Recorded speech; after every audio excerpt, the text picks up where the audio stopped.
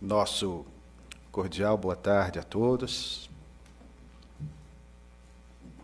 Que Jesus nos abençoe e continue a nos manter na sua paz.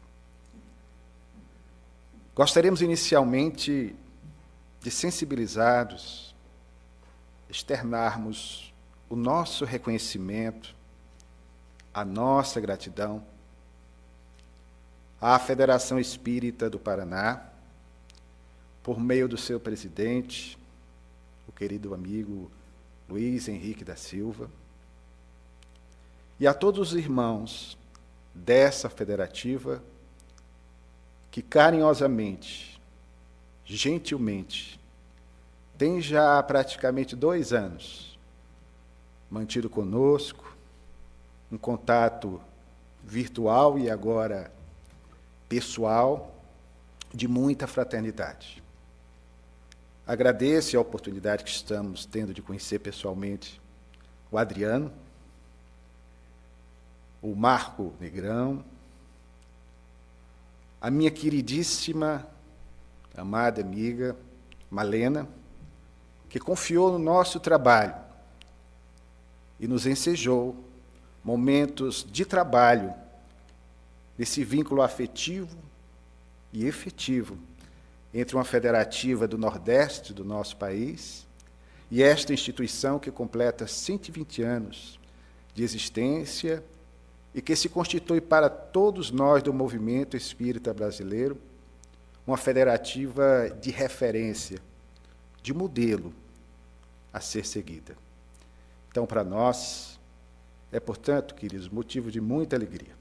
E não poderia deixar de aqui externar também a minha gratidão ao culpado por essa aproximação, meu querido irmão, que contraindico a quem, como eu, tem diabetes, porque ele é muito doce, o César Braga Said, que foi quem propôs o nosso nome para uma atividade, mesmo que virtual, no trabalho que realizamos no ano passado. De lá para cá não temos tido mais esse desligamento desta federativa através dos artigos que a Malena fraternalmente sempre nos tem cobrado para que possamos colaborar, sobretudo com esse projeto que particularmente amamos, pelo nosso ofício de historiador, de mantermos sempre viva a memória histórica do nosso movimento espírita brasileiro. Então, muito obrigado a todos.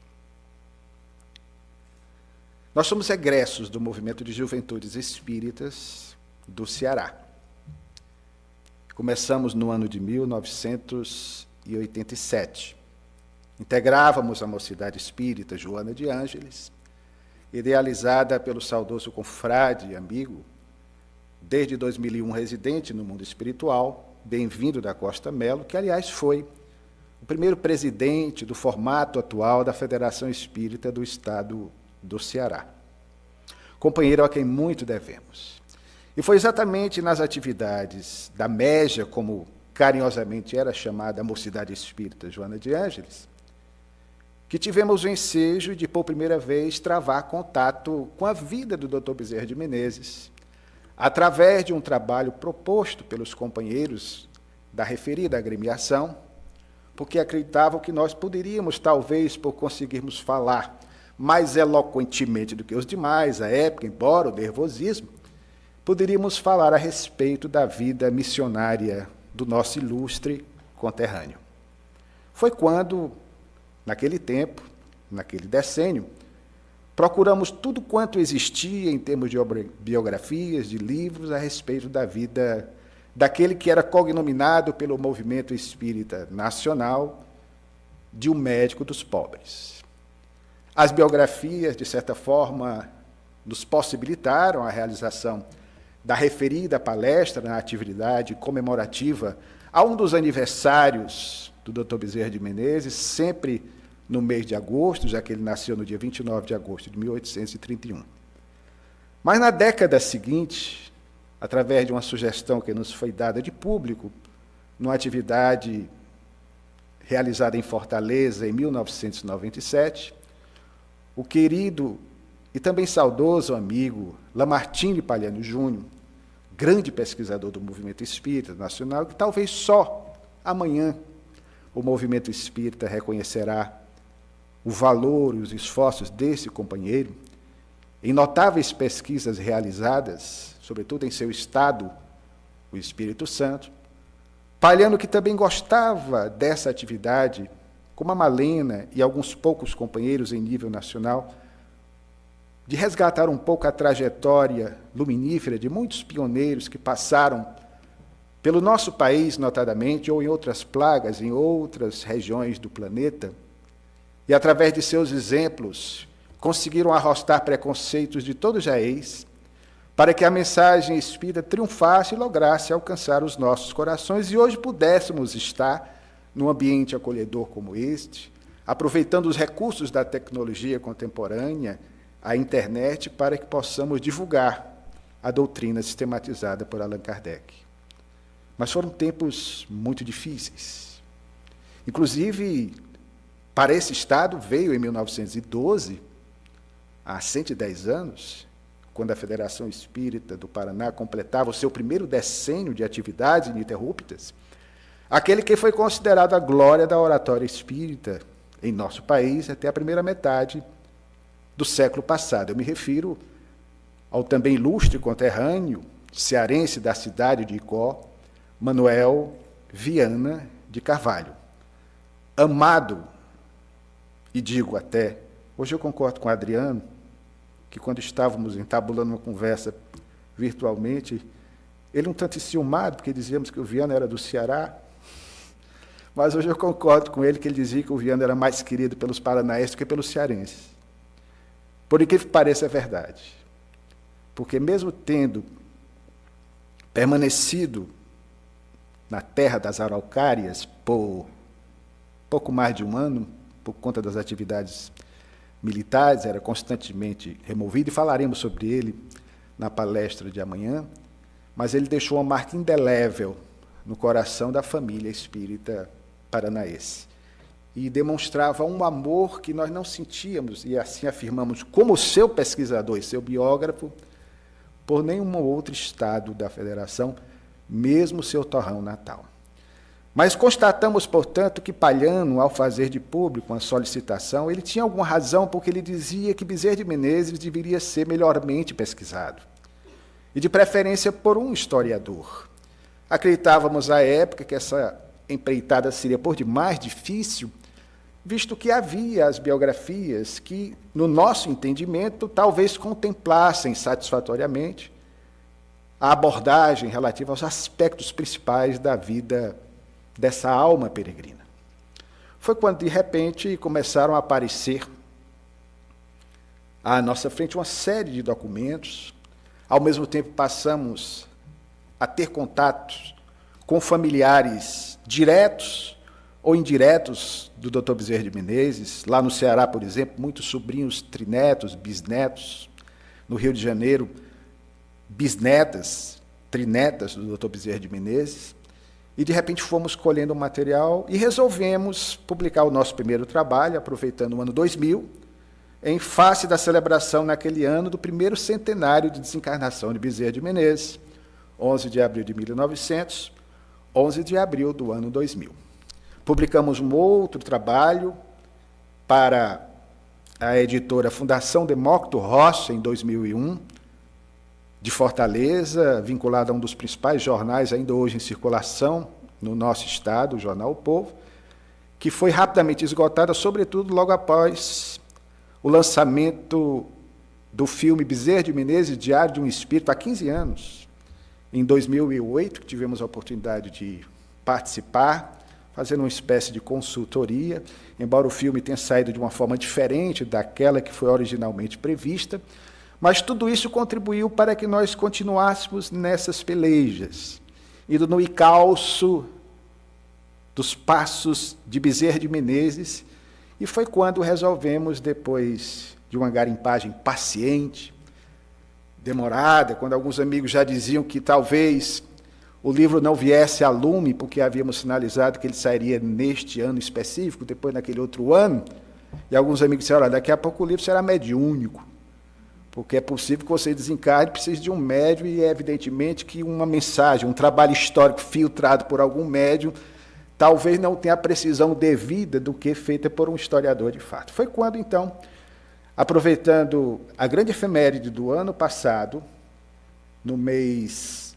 de agosto, nós lançamos, com o selo da nossa federativa, Federação Espírita do Estado do Ceará, e o Memorial Bezerra de Menezes, fundado no dia 2 de setembro, também do ano passado, neste ano, portanto, completa exatamente um ano de existência, nós tivemos a oportunidade de lançar essa obra, que, para nossa felicidade, embora um tanto gorducha, porque muitas pessoas sugeriram que nós fizéssemos uma dieta no livro, porque ficou muito grande, mais de 1.200 páginas, mas nós não quisemos egoisticamente diminuir as páginas, insistimos em mantê-la, mas mesmo assim o resultado tem sido muito bom, porque foram vendidos mais de 3.000 exemplares antes de se completar o primeiro ano. O fato, querido, é que nessa garimpagem que fizemos, nós conseguimos recuperar muitas coisas a respeito do Dr. Bezerra, que é o que pretendemos compartilhar com vocês neste nosso encontro fraterno, neste nosso seminário. Segundo a orientação da Malena, nós vamos aqui tentar, durante 1h15 aproximadamente, entretecer alguns comentários, o que não é fácil para se falar a respeito da vida de uma alma, cuja pesquisa já lá se vão para 3 décadas, em pouco tempo. E depois do intervalo, nós voltaremos para apresentar para vocês, e já começaremos agora, em seguida, um pouco desse material que pacientemente nós obtivemos, em grande parte um material inédito. O que posso lhes assegurar, nem tanto como espírita, há 37 anos, mas como historiador por ofício, pesquisador da vida de Bezerra de Menezes, é que Bezerra de Menezes, visto pela lupa do historiador, quando analisado como um homem de seu tempo, no contexto do Brasil oitocentista, ou seja, o Brasil do século XIX, ele se torna para nós muito mais agigantado, muito mais incrível, muito mais extraordinário do que aquele Bezerra de Menezes que nós outros, por vezes, até pelos nossos condicionamentos atávicos, ancestrais, é uma tendência nossa, tendemos a mitificar.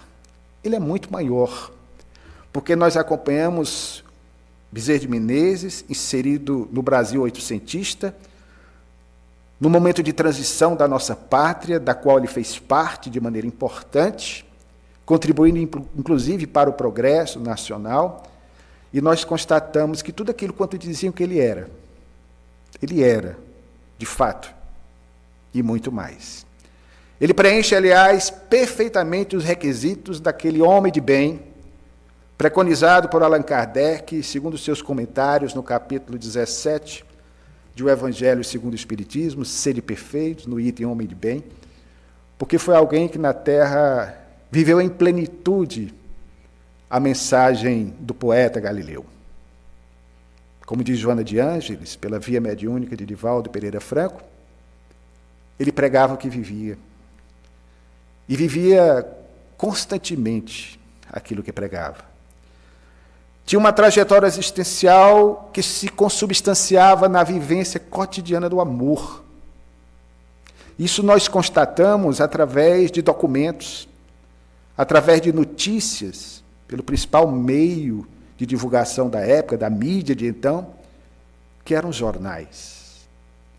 E, portanto, foi alguém que, como disse Kardec, no referido item do capítulo 17 de O Evangelho segundo o Espiritismo, exerceu plenamente a lei de justiça, de amor e de caridade.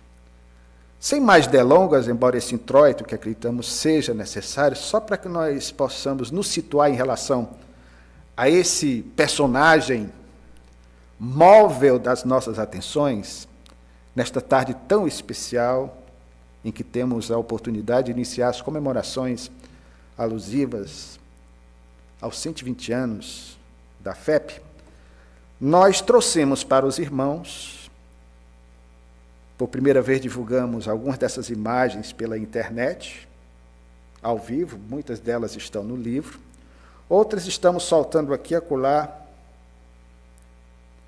através do Mundo Espírita, pela solicitação da nossa querida Malena. Mas nós trouxemos para vocês o resultado das nossas buscas. O trabalho do historiador, acredito que a Malena concorde com isso, do trabalhador, sobretudo do movimento espírita, dessa área, é um trabalho de cavaleiro solitário, porque nem sempre há o reconhecimento. Daí o nosso incentivo à Federação Espírita do Paraná por esse trabalho, que é feito de valorização da história da instituição. Nós temos tido algumas dificuldades, e as casas espíritas deveriam também fazer isso, porque nem todos valorizam. E, por vezes, como é o nosso caso lá no Ceará, o trabalho é até mais arqueológico do que historiográfico. Então, nós trouxemos algumas imagens para os irmãos que queríamos compartilhar. Estas duas são imagens atuais da cidade de Jaguaretama, antigo Riacho do Sangue. Na verdade, a freguesia do Riacho do Sangue, no Vale do Jaguaribe, em pleno sertão do estado do Ceará, foi a terra berço de Bezerra de Menezes. À época, província, a região também contemplava o espaço físico ou geográfico onde hoje se encontram as cidades de Jaguaretama, antiga Vila do Frade, e também a cidade de Solonópolis. Para a felicidade de vocês que observam aquela imagem, foi em tempo de chuva, porque o nosso Ceará, secularmente martirizado pelas secas inclementes, e Bezerra se empenhou, inclusive, para tentar, como político, no sul do Brasil, àquela época, só lembrando, para as expressões que vamos utilizar, da Bahia para baixo era sul, da Bahia para cima era norte. Não havia a divisão geopolítica ou geográfica que hoje nós temos em nosso país. Não havia região nordeste, não havia região centro-oeste, nem havia o sudeste. Era norte e sul. Até o final do século XIX, início do século XX, era assim. Daí ele tem escrito uma obra sobre as secas do norte, numa alusão ao nordeste atual. Então, ali bastava uma chuva como até hoje. E a relva fica verde. A mata se transforma. E era assim já na época dele. Ali, a matriz da época, ainda hoje preservada. E aqui um pouco da entrada da cidade de Jaguaretama, que já mostra para todo mundo, não sei se vocês conseguem ver daí, mas a saudação aos visitantes destacando ser a terra de Bezerra de Menezes. Porque temos dito, nas palestras que fazemos pelo Brasil afora, e até fora do Brasil, é interessante o quanto Bezerra de Menezes é amado fora do Brasil. Na Suíça, por exemplo, há uma instituição que o homenageia, dando-lhe o nome. E nós dissemos lá no Ceará que é terra berço de José de Alencar, de Raquel de Queiroz, de grandes nomes do humor, da comédia, Chico Anísio. Nós temos também o grande líder popular do catolicismo, que é o padre Cícero Romão Batista, mas hoje dos cearenses. O nosso Bezerra de Menezes é aquele que talvez seja mais reconhecido, porque não há um estado da federação, do norte a sul, de leste a oeste, que não tenha uma instituição espírita ou não, que o homenageie dando-lhe o nome. Nós temos, além de grupos espíritas, maternidades, inclusive uma em Jaguaretama, um hospital com o seu nome, temos creches, orfanatos, abrigos de idosos, lojas maçônicas, mesmo ele não tendo sido maçom. Aliás, chegou a dizer, ele, num artigo da sua coluna semanal, Estudos Filosóficos, com o pseudônimo de Marx, que a maçonaria foi a grande mola propulsora do espiritismo. Porque, de fato, em face da questão religiosa, de 1872, muitos maçons se tornaram espíritas, e muitos espíritas se bandearam também para a maçonaria. Essa instituição veneranda e respeitável, que contribuiu significativamente com o seu trabalho filantrópico, e com ações contundentes até na política libertária do nosso país, para que nós pudéssemos pensar diferente em relação à proposta do lema do movimento iluminista, liberdade, igualdade e fraternidade, que possibilitou também o surgimento, marco da idade contemporânea, da Revolução Francesa a partir de 1789. Portanto, nós temos várias instituições que homenageiam. Aqui, portanto, é uma vista geral da cidade. Está aí o hospital, que ainda hoje existe, a maternidade, Adolfo Bezerra de Menezes. Aqui um detalhe. Esse momento dessa foto registrada à época, quando estivemos na região, foi de grande emoção, porque é a chamada área ou região das pedras, onde o Dr. Bezerra de Menezes viveu. São rochas sedimentares, onde passa o Riacho das Pedras, uma continuação do Riacho do Sangue. O Riacho do Sangue ha sido denominado a várias versões, e uma delas é de Bezerra de Menezes, que se encontra no livro Evangelho do Futuro.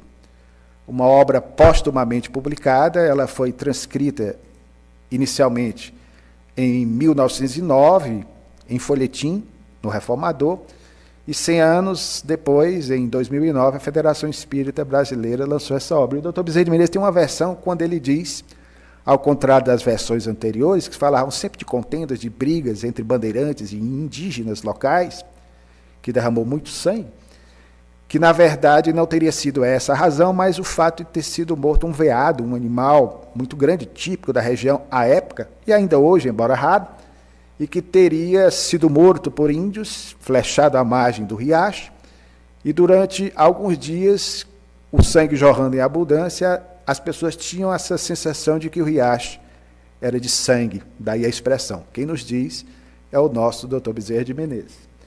Então, era uma região como esta, a que ele viu à época. E certamente, quando criança, talvez perseguindo borboletas, como ele registra em um de seus livros, ele pudesse ter passado aí por essas regiões. Ali nós temos uma área, porque quando nós começamos a pesquisar a vida de Bezerra de Menezes, nós, pela primeira vez que fomos a Jaguaretama, conhecer o polo Bezerra de Menezes, que ainda hoje lá funciona, nós achamos estranha a forma como foi indicado o local.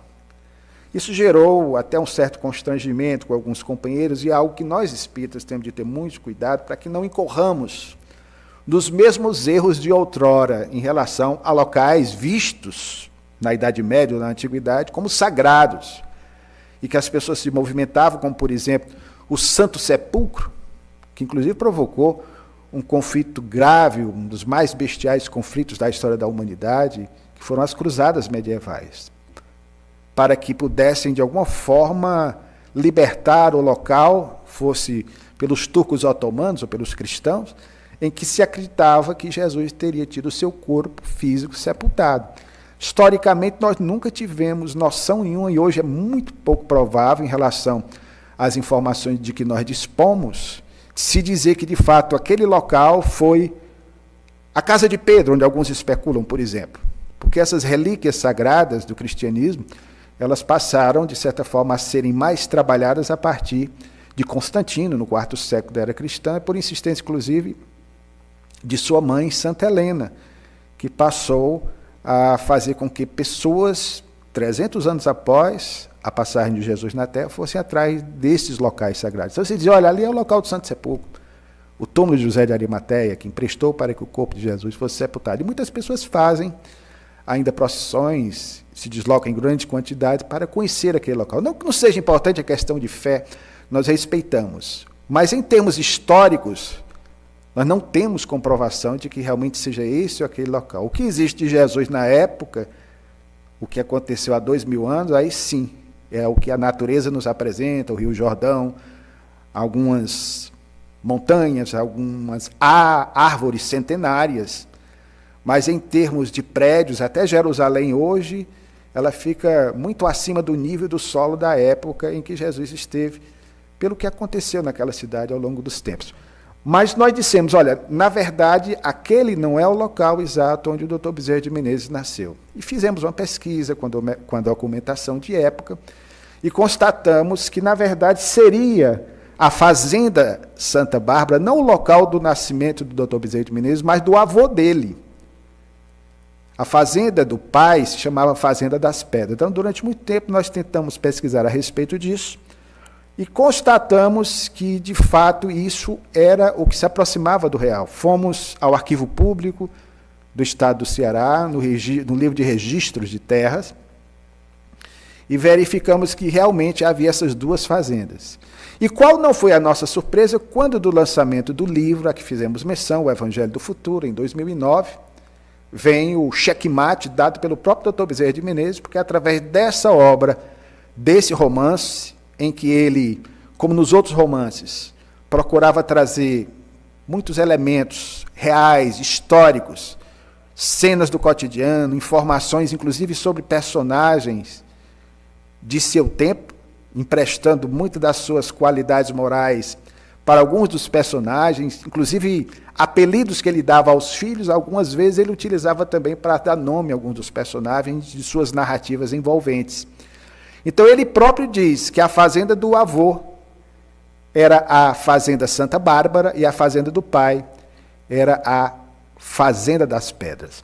Ali naquela área mais elevada, na primeira imagem, nós temos o local onde foi a fazenda do avô, a Fazenda Santa Bárbara, e aqui um tijolo de época, só para que nós tenhamos uma ideia, porque os tijolos atuais, esse tijolo é da época de Bezerra de Menezes, os tijolos atuais, pelo menos lá no Nordeste, a época Norte, os tijolos atuais são bem menores. Esses eram uma dimensão gigantesca, até porque as casas, muitas delas chamadas de casas-cofres, tinham que ser bem constituídas, hermeticamente fechadas por conta de assaltos constantes promovidos, inclusive por remanescentes indígenas da região, até pelo menos o início do século XIX.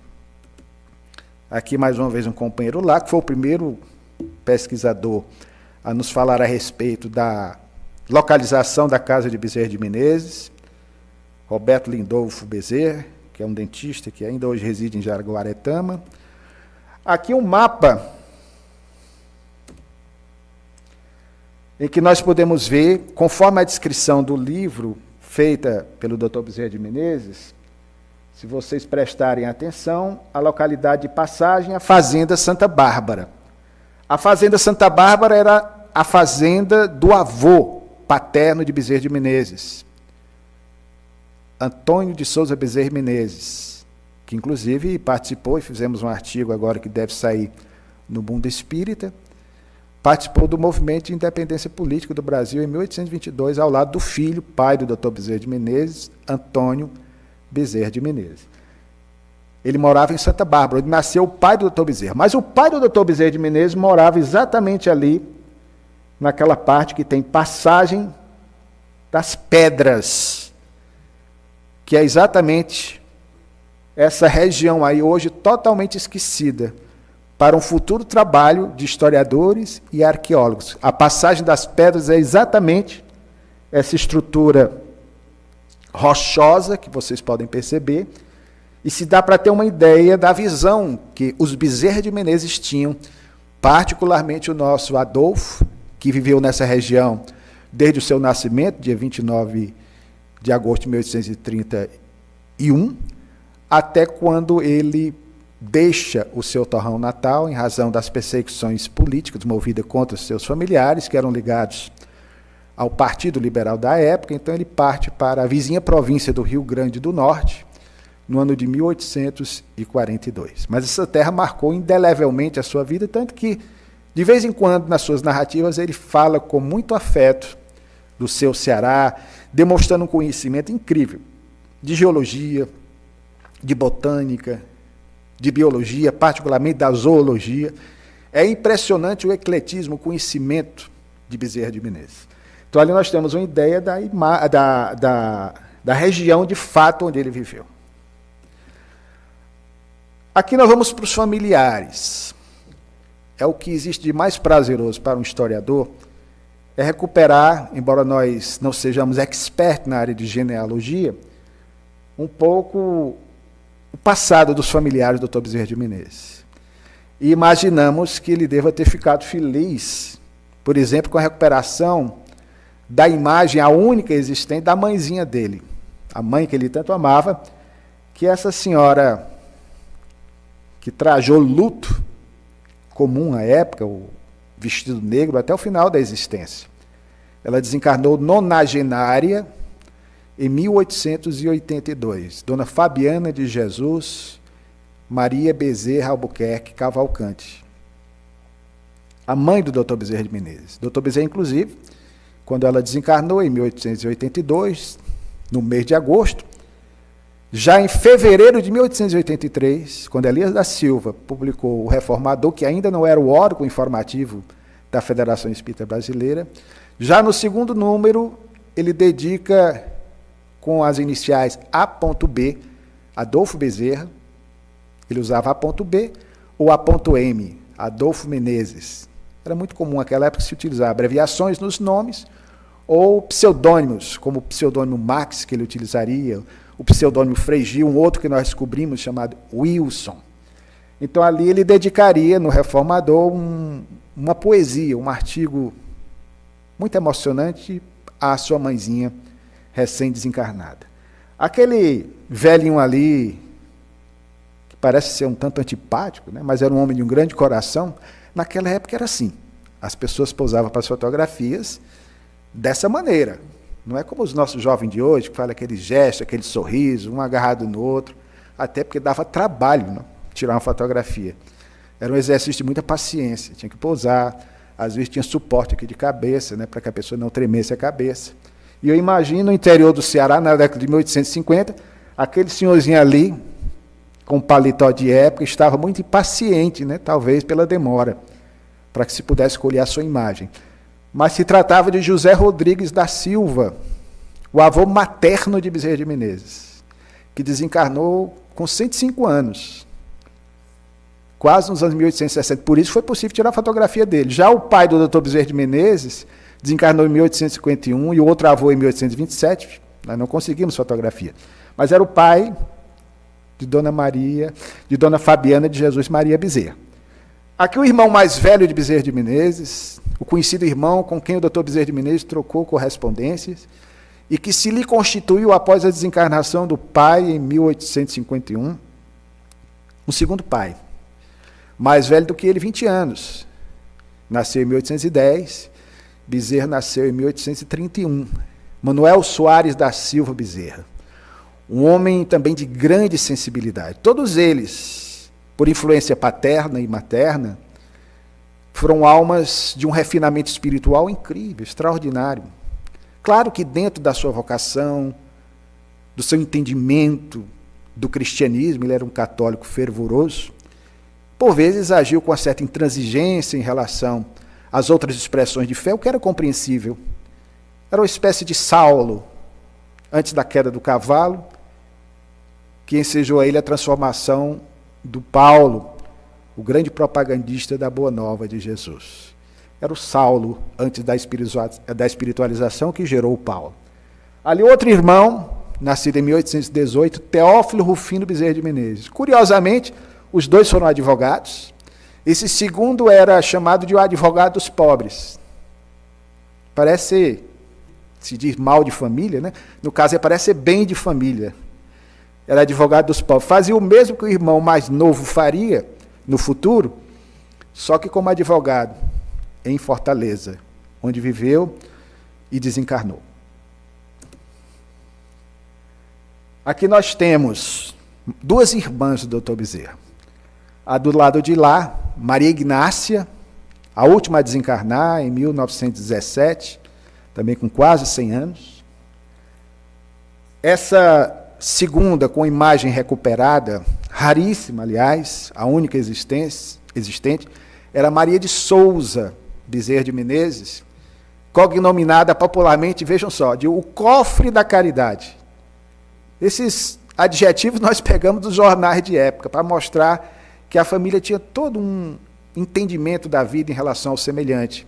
Ela desencarna em 1857, quando o irmão já estava no Rio de Janeiro, e o Dr. Bezerra, à época, católico, no Rio, mandou celebrar uma missa em favor da alma da irmã que se encontrava no Ceará, que retornara ao mundo espiritual, no interior do estado, à época província, na cidade de Granja. Aqui uma imagem de Bezerra de Menezes inédita. Acredito que vocês nunca viram, né? Porque nós obtivemos de um sobrinho bisneto do Dr. Bezerra de Menezes. Essa imagem nos mostra o Dr. Bezerra de Menezes sendo visitado pelo irmão, terceiro irmão, que está à sua direita, chamado José Joaquim Bezerra de Menezes, que desencarnou em 1913. E veja interessante que, apesar de ser uma foto de época, como dissemos, as pessoas normalmente posavam sérias, ali ele quebra um pouco esse paradigma e coloca intimamente, repito, que não era comum, o braço direito no ombro do irmão. E do lado esquerdo, um primo, Manuel Ignácio. Os dois se deslocaram ao Rio de Janeiro, essa foto foi tirada no Rio de Janeiro, em razão da eleição por primeira vez dele à Câmara dos Deputados, à Câmara dos Vereadores em 1860 pela freguesia do Riacho do Cem, pela freguesia de São Cristóvão, melhor dizendo, atual bairro de São Cristóvão, no Rio de Janeiro.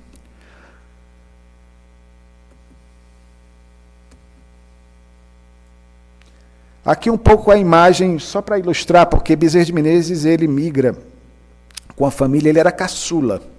Ele era o caçula da família. Nasceu em 1831. Dona Fabiana, sua mãe, estava com 40 anos. Gravidez de risco, naquela época, imaginem, numa região erma, no interior da província do Ceará.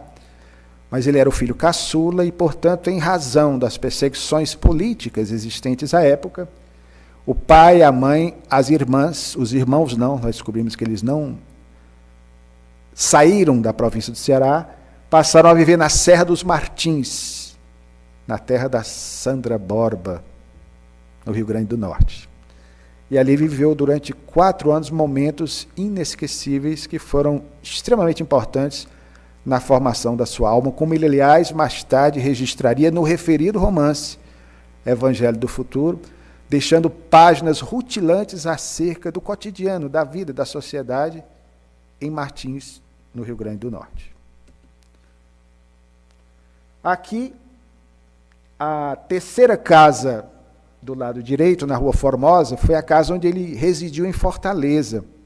Infelizmente não dá para ver muito, e evidentemente que em Fortaleza muitas dessas casas hoje foram tombadas, não pelo patrimônio histórico local, mas literalmente tombadas, né, pela especulação imobiliária, transformadas em estacionamentos, mas foi da terceira casa do lado direito onde ele viveu, quando retornou do Rio Grande do Norte, em 1842. A igrejinha lá em Fortaleza, onde ele frequentou várias vezes, quando era católico, as missas dominicais, a Igreja do Rosário, uma construção do século XVIII. Aqui, o prédio da atual Santa Casa de Misericórdia, em Fortaleza, que abrigou, entre 1846 e 1850, o Liceu do Ceará, onde ele estudou, fazendo os estudos necessários a que ele pudesse concluir o chamado à época secundário, hoje ensino médio, para cursar no Rio de Janeiro a Faculdade de Medicina, que era seu sonho de vida, seu projeto de existência. Aqui uma imagem, também por primeira vez apresentada, da primeira esposa, Maria Cândida de Lacerda Prego. A companheira que ele conheceu quando ela tinha 15 anos. No momento em que, numa solenidade, ele, após a conclusão do curso médico, em 1856, na Faculdade de Medicina do Rio de Janeiro, havia apenas 2 faculdades de medicina no Rio de Janeiro, uma em Salvador e a outra no Rio, Cidade do Rio, que era o município neutro, porque o Rio de Janeiro era a capital do Brasil imperial. Então ele conhece essa jovem, que era natural de Campos dos Goitacazes, por quem se encanta. No romance Casa Assombrada, atualmente assim nominado, mas originalmente ele veio com o título de A Casa Mal Assombrada. Não sei porque tiraram o advérbio, né? Porque tiraram o mal. Mas originalmente era Casa Mal Assombrada. Não teria problema algum, né? Mas nas traduções atuais tiraram o mal e ficou Casa Assombrada. Ele fala, claro que dando nome a outro personagem, mas um dos personagens é ele próprio, Dr. Bezerra de Menezes, ele fala do momento em que ele encontra a companheira. Quem conhece a biografia, quem pesquisa, sabe exatamente o que é que ele quer dizer. Então ele fala da emoção, da beleza da jovem, com as mesmas características. E essa jovem vai lhe dar 2 filhos, os 2 primeiros filhos desse primeiro casamento. E ela vai desencarnar prematuramente aos 19 anos, provocando a sua primeira grande prova existencial. Aqui a segunda esposa. Deixa eu ver aqui se eu passei. Opa! Está dando algum probleminha aqui, deixa eu ver aqui no... Opa! Pronto, voltando aqui para ela. Está passando só, deixa eu ver aqui se eu travei. Primeira esposa, vamos lá. Aqui a segunda esposa, irmã materna da primeira. Também muito bela, numa fotografia que nos foi gentilmente cedida por uma parenta do Dr. Bezerra de Menezes, sobrinha bisneta dele em Fortaleza. Porque naquela época, como é que nós obtivemos essas imagens, essas fotografias? Naquela época, por razões óbvias, não havia internet. E os deslocamentos, como nós fizemos agora há pouco para vir ter com vocês, não era tão fácil assim. Era demorado. O Dr. Bezerra saiu de Fortaleza, por exemplo, quando foi estudar no Rio de Janeiro, no dia 5 de fevereiro de 1851, e chegou na corte imperial no dia 23 do mesmo mês. Então, 20 dias de viagem, pelo vapor. Não havia ferrovias ainda no Brasil, muito menos automóveis. Havia, evidentemente, os transportes terrestres, por cavalos, charretes, mas para distâncias longas era inviável. Então, para matar a saudade dos familiares, eles usavam muito os chamados cartes de visites, cartões de visita, que eram fotografias fixadas em papéis. E foi graças a esses cartões, essas imagens eram reproduzidas em série e distribuídas para os familiares pelo Brasil afora. Então, muitas delas chegaram à mão dos familiares aqui em Fortaleza, e aí o historiador vai no rastro. Era uma das coisas que eu sempre me intrigava. Puxa, Chico Xavier, claro, por razões óbvias, Chico tem uma atividade missionária efetiva de 1927 até o termo da sua jornada peregrina missionária, no dia 30 de junho de 2002. Mas Chico viveu no século XX, nós temos inúmeras imagens de Chico Xavier, temos mais imagens do Viana de Carvalho, de Lins de Vasconcelos e outros tantos personagens, sobre todos esses que viveram mais recentemente. Mas do Dr. Bezerra de Menezes não havia. Então nós conseguimos fazer esse trabalho, que era um dos nossos principais objetivos. Orávamos muito a espiritualidade, dizer, poxa, nos ajuda a encontrar a imagem. De repente, fomos surpreendidos com a imagem, inclusive, dos filhos do Dr. Bezerra de Menezes, que vocês verão na sequência. Essa foi Cândida Augusta de Lacerda. Ela era irmã materna da primeira esposa, a Maria Cândida. Interessante, a Maria Cândida ficou órfã de pai, com 1 ano de idade, e a mãe se consorciou novamente com Mariano José Machado, sogro do Dr. Bezerra de Menezes, pai dessa segunda filha, ou melhor, dessa irmã de Cândida, da segunda esposa do Dr. Bezerra. É interessante, portanto, a mãe era a mesma. Nós, certa feita, fizemos uma reflexão, e até depois pedimos desculpas ao Dr. Bezerra, porque, naturalmente, o historiador pesquisa de tudo, né? Para vocês terem uma ideia, eu fui descobrir só no apagar das luzes, quando fechávamos o livro, a altura do Dr. Bezerra. Ah, isso não é importante. Não, mas para mim era, né? Querem que eu diga a altura dele? Diga ou não digo? Digo não? Digo. Coisa de louco, né? Mas eu achava interessante descobrir, vocês vão ver nas imagens do Dr. Bezerra, como é que era o Dr. Bezerra de Menezes fisicamente? Curiosidade. E é interessante porque, na época, as imagens que nós tínhamos, eu acreditava que o Dr. Bezerra de Menezes devia ter 1,75 m, 1,80 m, devia ser um homenzarrão. Mas nós descobrimos que o Dr. Bezerra de Menezes, quando desencarnou, 11 de abril de 1900, ele tinha 1,60 m, bem baixinho. Aliás, como soe acontecer com as grandes almas, se nós formos analisar, nós temos Chico Xavier, Madre Teresa de Calcutá, Mahatma Gandhi, essas almas que são pequeninas na estatura física, mas gigantescas do ponto de vista espiritual. Então, o doutor Bezerra, a segunda esposa tinha 1,58 m, essa daí. Aí, como é que eu descobri isso? Está inventando? Não. Nós fomos no cemitério do Caju, São Francisco Xavier, no Rio de Janeiro, e obtivemos toda a documentação do dia do sepultamento do doutor Bezerra e a ficha de sepultamento dele, que constava lá a dimensão do caixão. Caixão pequenininho. Dos filhos dele também, 1,58 m, 1,59 m. Quando jovem, possivelmente, vocês sabem que nós encolhemos com o tempo. Quando jovem, ele deve ter chegado a 1,64 m, 1,65 m, mas não passou disso. Então, estava no top de Viana de Carvalho, que também era chamado de Vianinha. Viana tinha também 1,60 m. Era pequenininho, né? Ambos gigantescos do ponto de vista espiritual. Só uma curiosidade. Então, nós fizemos uma pergunta, intimamente, qual das duas esposas? Isso é uma pergunta que não deveria ser feita, mas eu fiz para mim mesmo. O doutor Bezerra mais amou? A primeira ou a segunda? A segunda ficou com ele até 1909. Desencarnou aos 58 anos, 9 anos após o doutor Bezerra de Menezes encarnar. Aí, depois de muito matar, chegamos à conclusão de que não foi nem a primeira, nem a segunda. Mas foi aquela noiva dele, né, do dia do noivado. Olha, como era cara de criança, casavam bem novas, viu, a época. Eu fui dizer numa palestra, ela se casava com 14, 15 anos. As pessoas acharam estranho, mas entendamos que é o Brasil do século XIX. As meninas casavam cedo, porque se tinha aquela ideia de se casar cedo, os mais antigos que podem me ajudar nessa história, para ter muitos filhos. Era a época. Hoje não, hoje está na escola estudando, né? Mas a pessoa que ele mais amou foi essa daí, ó.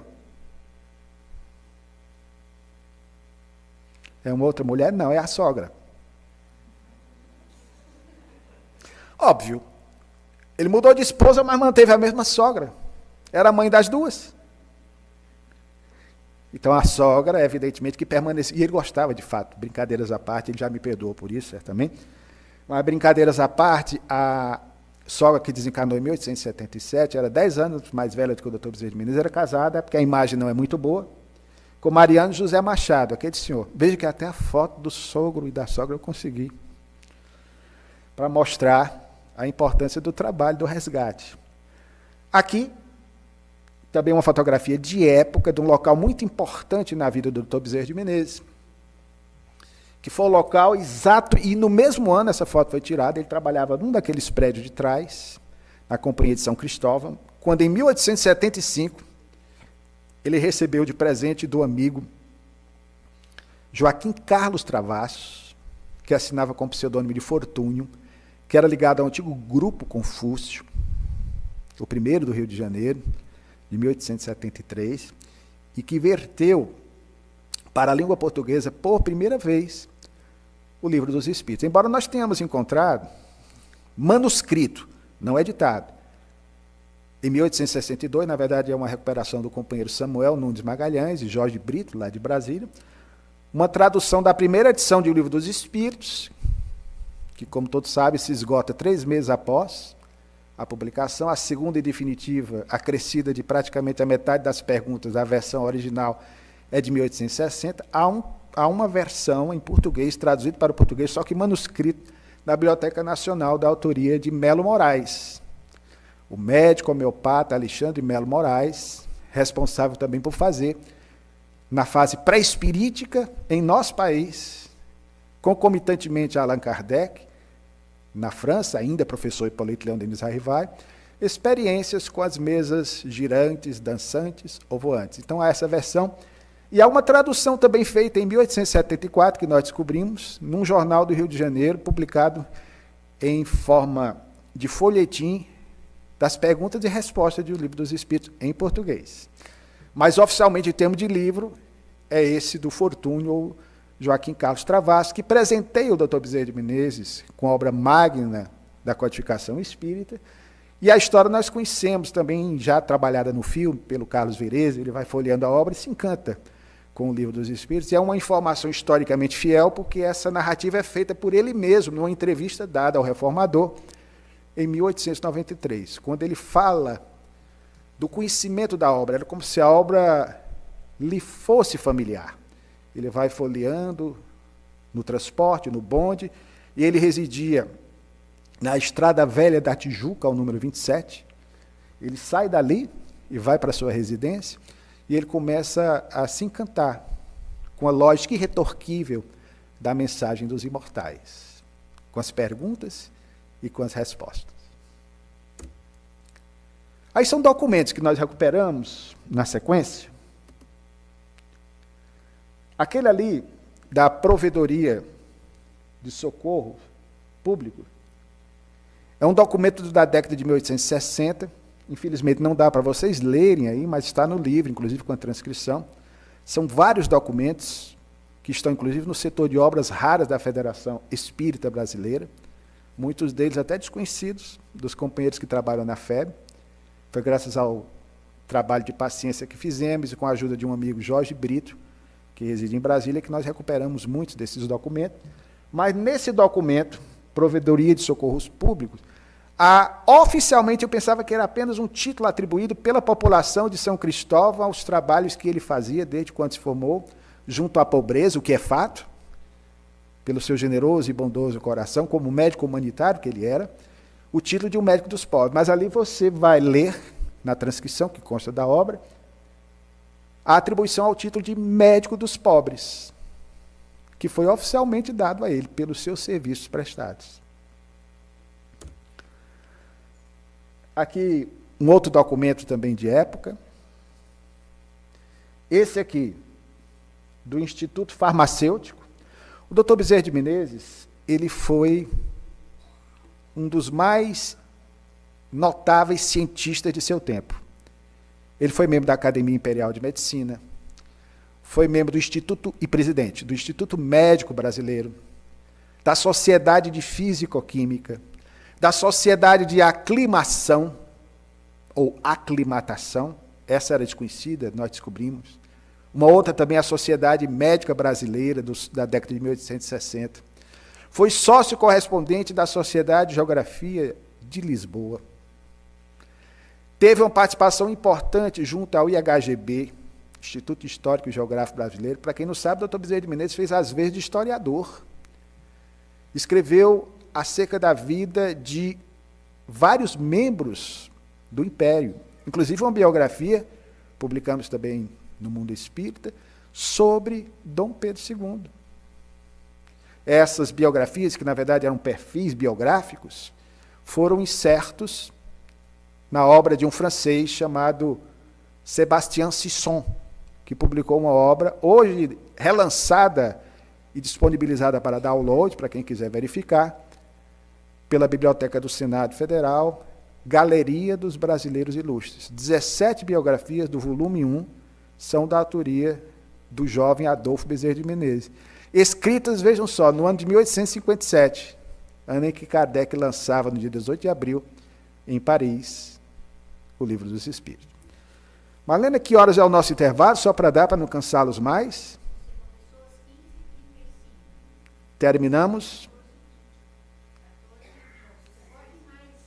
Mais 15 minutos, fechando, para vocês não ficarem tão cansados. Vejam bem, essa exposição, nós não estamos fazendo aqui uma narrativa biográfica a respeito do Dr. Bezerra de Menezes, porque, com o tempo que nós dispomos, ficaria por demais cansativo. Mas trouxemos e resolvemos compartilhar com vocês, como um presente a essa efeméride, a essa data magna da Federação Espírita do Paraná, esses documentos e essas informações que são inéditas. Por primeira vez, estão sendo divulgadas publicamente, inclusive com esses documentos aí que muitas vezes relutamos em divulgar, né, de público, que estão como eram originalmente. Claro que alguns deles foram devidamente trabalhados por especialistas, companheiros da área, da história, especialistas nos restauros, né, que fizeram para nós um trabalho magnífico em relação ao que consta do nosso livro e, sobretudo, pelo amor que nutrem a Bezerra de Menezes.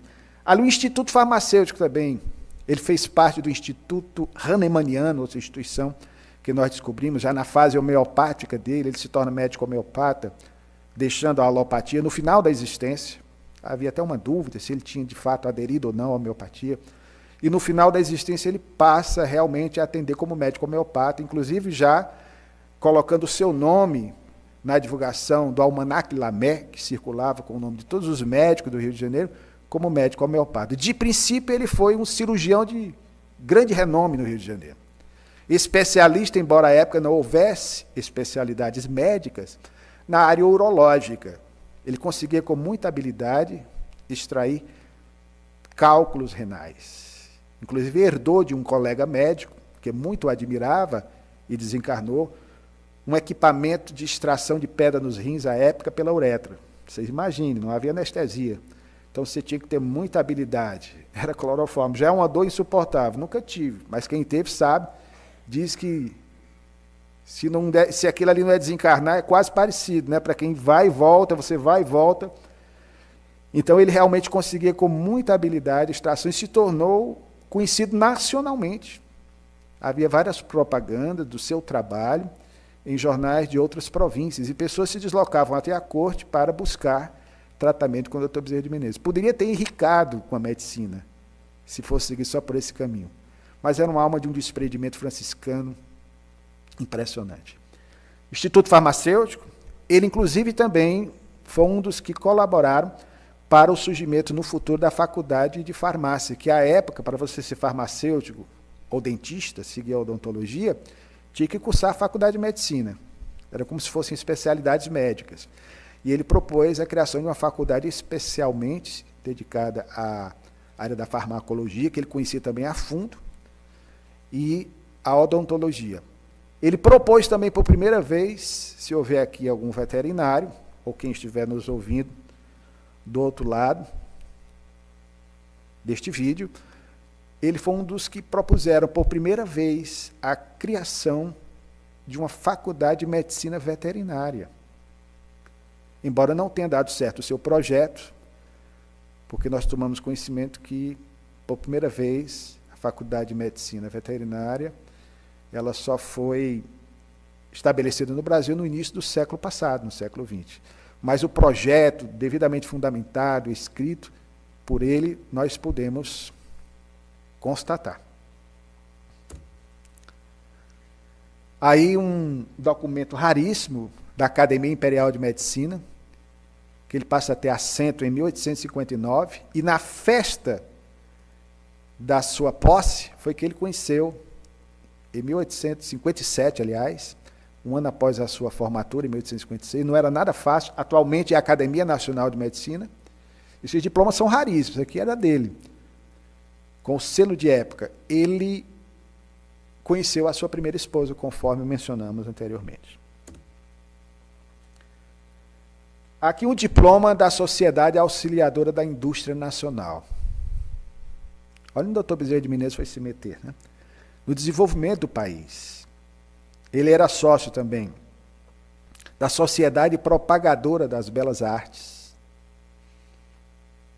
do Liceu de Artes e Ofícios, e ali da SAIN, como era chamada, a Sociedade Auxiliadora da Indústria Nacional, uma instituição que contribuiu sobremaneira para o processo desenvolvimentista nacional. Porque o Dr. Bezerra de Menezes, não é o nosso objetivo desta exposição, porque é um dos maiores capítulos do livro, que é o capítulo 13, teve uma demorada atuação política partidária. Ele tinha uma vocação inata à boa política. O homem é um animal político, assevera Aristóteles, discípulo dissidente de Sócrates e de Platão. Mas ele tinha uma propensão, como toda a sua família, vinculando-se ao Partido Liberal até o final da sua existência. A existência do Partido Liberal, que termina com o advento da República, no dia 15 de novembro de 1889. O doutor Bezerra de Menezes foi vereador quase que ininterruptamente durante 20 anos. E antes que me perguntem, não era nada fácil ser vereador no Brasil naquela época. Primeiro que não havia as ajudas pecuniárias que hoje os políticos atuais recebem. Ele tinha, inclusive, de trabalhar para se manter.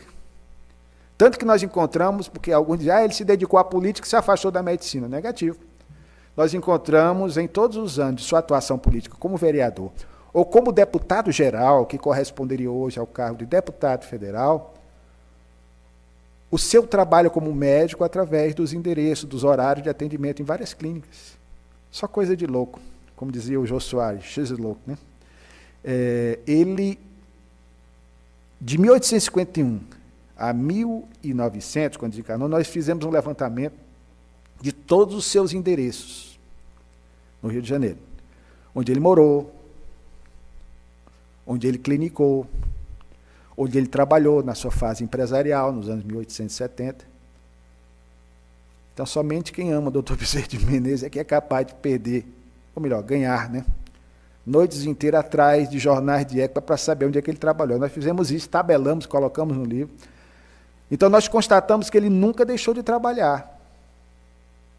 E, aliás, um biógrafo seu, fazendo o seu necrológio, um periódico da época, quando ele desencarnou, disse que foi a política da época que o empobreceu.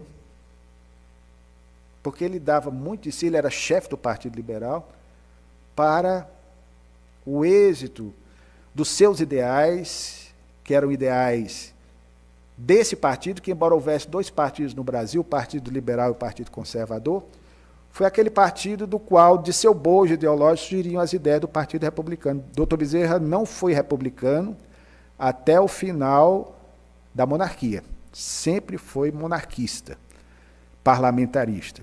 Mas, depois da República, aí sim, ele adere ao movimento republicano, e a partir de 1891, as biografias não registram, ele faz parte do Centro Federativo 15 de Novembro, e em 1896, já presidente da Federação Espírita Brasileira, foi presidente do PDF, Partido Democrata Federalista, e abandona a política definitivamente no ano seguinte, em 1897, para se dedicar exclusivamente ao espiritismo.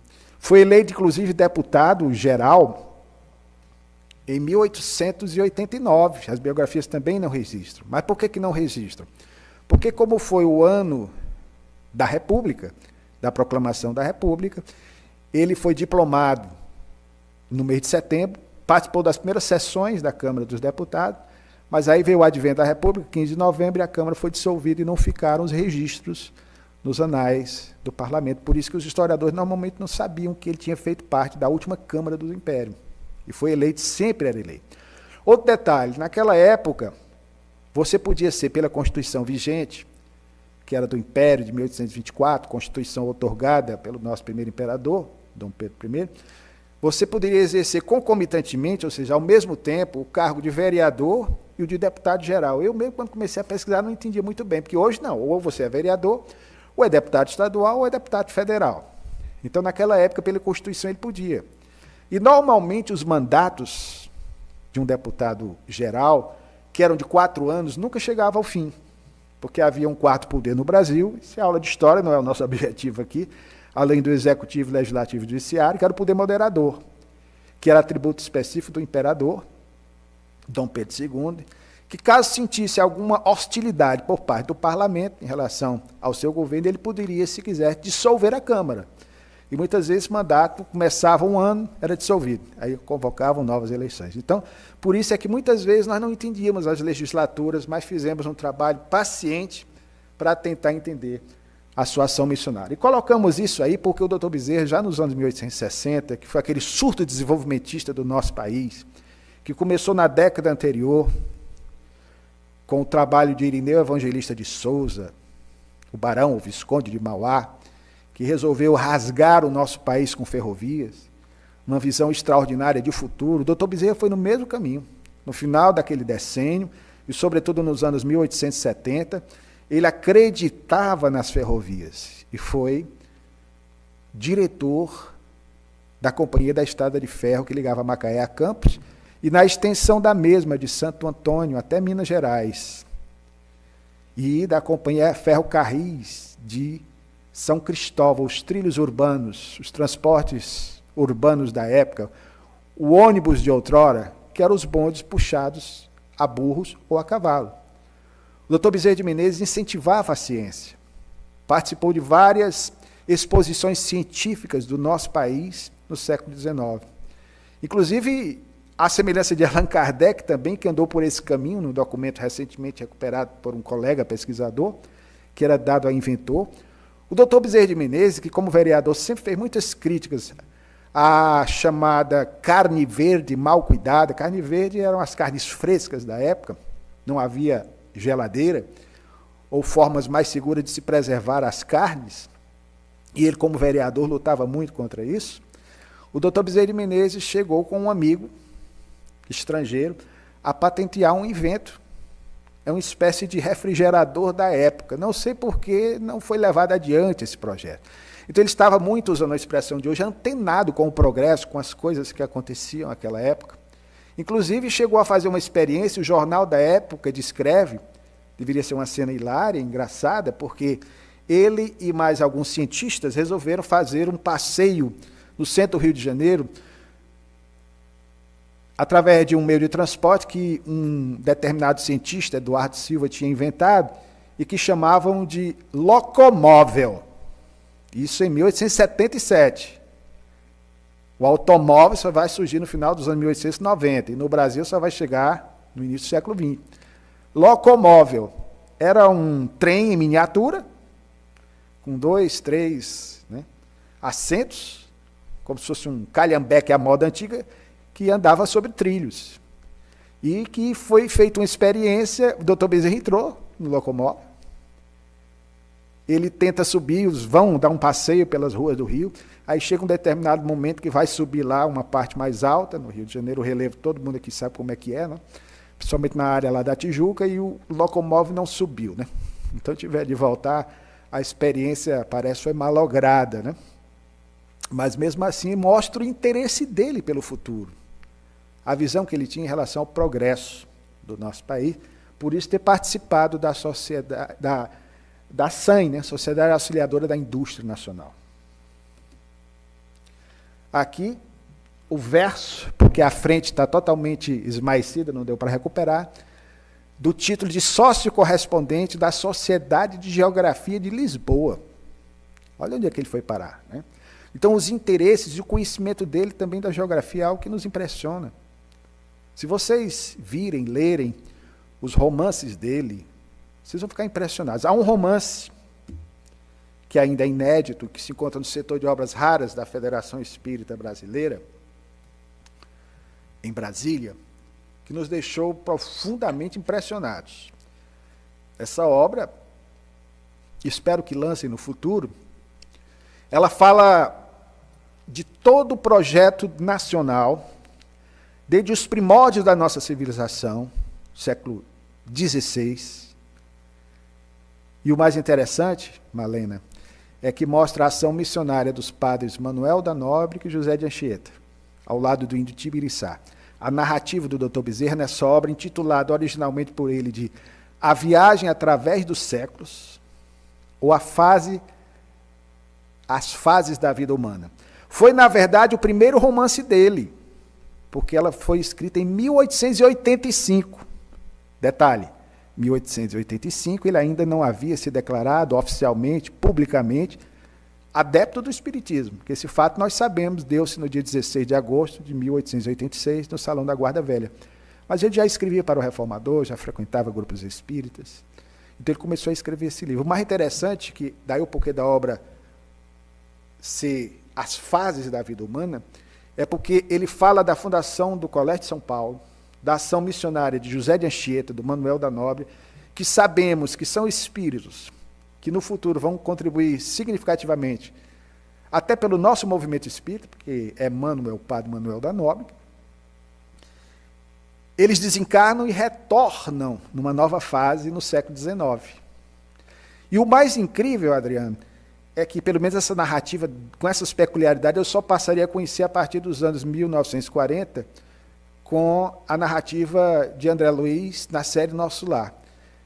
Ele vai descrever, no século XIX, a ação de um médium, chamado André Cavalcante, que o próprio Dr. Bezerra de Menezes transfere a esse médico características suas e de um grande médium, amigo seu, injustiçado à época, muito perseguido, João Gonçalves do Nascimento, que foi o médico que curou o Dr. Bezerra, da dispepsia de natureza nervosa. Dr. Bezerra e a segunda esposa. Podemos falar em seguida a respeito disso. E o fato é que ele descreve uma sessão mediúnica num centro espírita, e ele diz que os espíritos, aí cita Manuel da Nóbrega, José de Anchieta e outros tantos mais, vieram assistir à reunião mediúnica. Ou seja, mostrando a ação da espiritualidade, observando como se processava uma reunião dessa natureza. Repito, só viria algo semelhante, pelo menos que eu conheça. Eu sei que há obras como a do reverendo Owen, A Vida Além do Véu, que fala de colônias no mundo espiritual, mas é em relação à colônia, mas com esse detalhe, com esses pormenores, eu só conheço com André Luiz. Então vejo o vanguardismo do Dr. Bezerra nessa obra, que também é uma obra de higienista, porque ele defendia os índios, fala de Tibiriçá, do massacre aos índios. Espero que a FEB lance em breve essa obra, mas para quem quiser degustar um pouquinho, está lá no livro alguns trechos que nós pensamos impressionantes. Aí o local, só para constar, o próximo, da Câmara dos Deputados, onde ele trabalhou, esse prédio não existe mais, no Rio de Janeiro. Passei aqui à frente, deixa eu voltar aqui.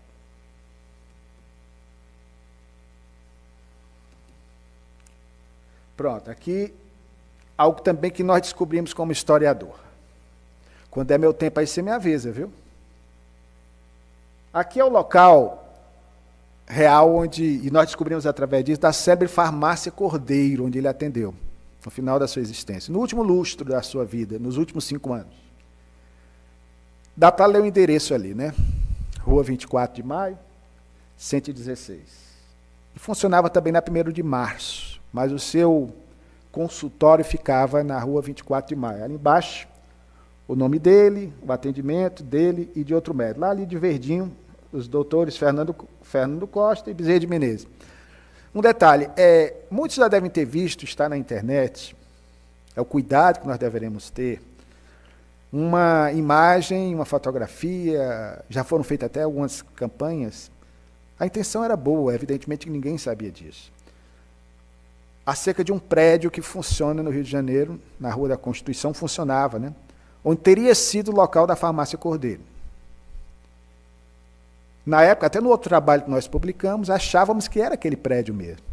Mas nas pesquisas que fizemos, nós constatamos que não era aquele prédio, ou seja, o Dr. Bezerra nunca pisou, pelo menos fisicamente, naquele prédio da Rua da Constituição, 45, depois 55. Depois nós descobrimos, nas pesquisas que fizemos, que a farmácia Cordeiro foi fundada em 1895, ela ficou no mesmo espaço, na Rua 24 de Maio, na Estação Sampaio. Tocou o sino para o intervalo? Só fechando aqui, ficou no mesmo espaço até 1908, quando mudou para a Rua da Constituição. Então mudou depois. Então o Dr. Bezerra ficou na 24 de Maio até 116, então nunca naquele prédio. Então eu vi alguns companheiros dizer, eu andei no prédio, peguei nas maçanetas das portas que o Dr. Bezerra de Menezes pegou, como o prédio da FEB, da Avenida Paz. Eu peguei nos corrimões, ali o Dr. Bezerra pegou. O Dr. Bezerra nunca esteve lá, fisicamente falando, espiritualmente certamente.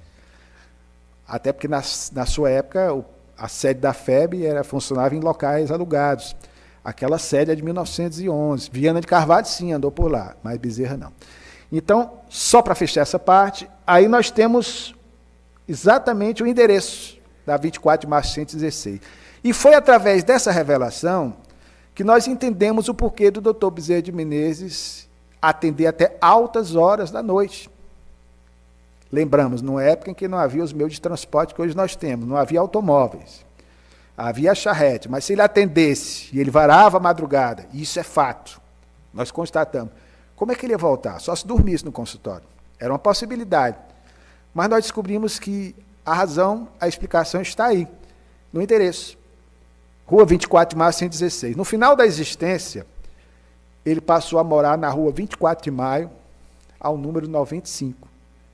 Portanto, ele ia a pé, bem pertinho. Assim fica fácil de entender, né? Numa casa alugada, porque ele já estava numa fase difícil da sua existência, perderam todos os bens materiais, algo que nós falaremos na sequência.